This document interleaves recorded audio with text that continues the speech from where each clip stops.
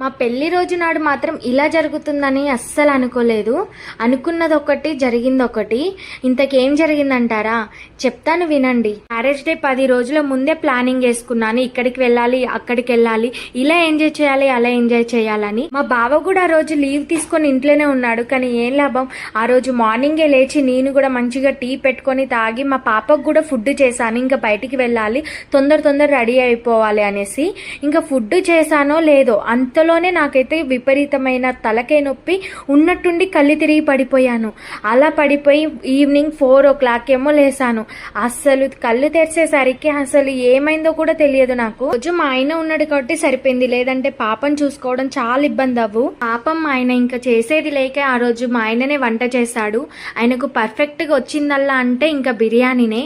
ఇక బిర్యానీ చేయడం అయిపోగానే అందరం కలిసి రెడీ అయిపోయి ఇంకా అందరం కూర్చొని మంచిగా భోజనాలు అయితే చేసేసాము. బిర్యానీ టేస్ట్ మాత్రం చాలా అంటే చాలా బాగుంది, చాలా టేస్ట్గా ఉంది. ఇంకా కడుపు నిండా బిర్యానీ తిన్నాకైతే కేక్ అయితే కటింగ్ చేసాము. కేక్ కటింగ్ అయిపోగానే అందరం కలిసి ఇంకా ట్యాంక్ బండికి అయితే వెళ్ళాము.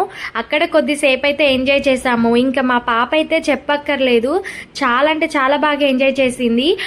ఒక్కతే, ఇంకా తనని ఎవ్వరు పట్టుకోకూడదట, ఒక్కతే నడుస్తుందంట. మొన్ననే పుట్టినట్టు అనిపిస్తుంది మా పాప, చూస్తుంటేనే తొందరగా ఎదిగిపోతుంది కళ్ళ ముందు. దానికి మా పెళ్లి రోజు ఈ ఇయర్ ఇలా జరిగింది.